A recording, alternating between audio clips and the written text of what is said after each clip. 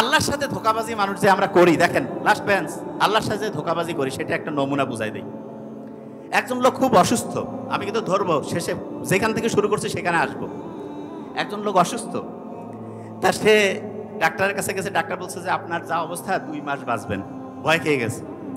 শেষে সে আল্লাহর কাছে খুব ফরিয়াদ করছে, আল্লাহ তুমি যদি আমাকে বাঁচায় দাও, তার একটা বাড়ি আছে প্রায় 5 কোটি টাকা দাম, যে আল্লাহ এই বাড়িটা আমি বিক্রি করে টাকা পয়সা সব দান খয়রাত করে দিব। আল্লাহ দোয়া কবুল করে ফেলছে। 2 মাস পর আস্তে আস্তে সে সুস্থ হচ্ছে, ডাক্তারের কাছে গেছে। ডাক্তার বলছে মিরাকল, কিভাবে হইল? ও তো মনের মধ্যে দুঃখে, আপনি ভালো খুশি হন নাই? ও এখন বেঁচে গেছে, তো এখন আর মৃত্যু চিন্তা নেই, এখন তার বিল্ডিং এর চিন্তা।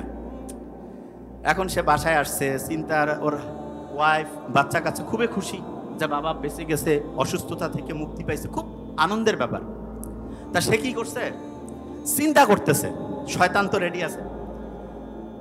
সে চিন্তা করতেছে আল্লাহর সাথে ওয়াদা করছি, এই ওয়াদা কি বরখেলাপ করা যাবে? না, এটা তো ঠিক হবে না। তখন সে একটা বিজ্ঞাপন দিছে যে একটা বাড়ি বিক্রি হবে। বাড়ি বিক্রির জন্য বিজ্ঞাপন দেখে লোকজন আসছে।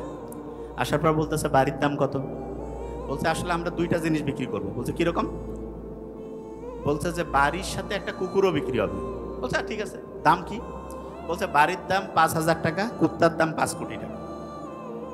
মানুষ তো ক্যালকুলেটর নিয়ে হিসাব করে করছে, না ঠিক আছে।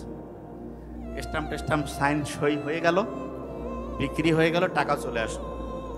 এখন সে ফতোয়া নেওয়ার জন্য যারা হচ্ছে মৌলবি তাদেরকে বলতেছে যে আচ্ছা কুত্তা কি হালাল না হারাম হবে? বলতেছে মানে? বলছে যে ধরেন যে কুত্তার একটা টাকা বিক্রি করে আল্লাহ কি দেওয়া ঠিক হবে? বলছে না কুত্তা, ওরা কিন্তু আর ভিতরের এত কিছু জানে না। বলছে না কুত্তা, এটা তো আল্লাহ অতটা খুব একটা কাছাকাছি রাখতে বলে নাই, মানে অতটা পছন্দ করে না। বলছে আচ্ছা ঠিক আছে। তারপরে সে বলতেছে আল্লাহ দেখো, তোমার কাছ থেকেই তোমার সাথে যে ওয়াদা করছি সেটা তো আর ভাঙতে পারি না, তা কুত্তার টাকা তো আর আল্লাহর কাছে দান খয়রাত করলে হবে না, ওই টাকাটা রেখে দিলাম, আর বাড়ির যে 5,000 টাকা সেটা দান করে দিলাম। তাইলে এইটা কি আল্লাহর সাথে চালাকি হইলো নাকি ঠিক হইলো? চালাকি।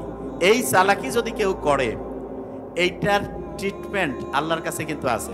এই যে যারা চালাকি করে, চালাকি কিন্তু খুব খারাপ জিনিস।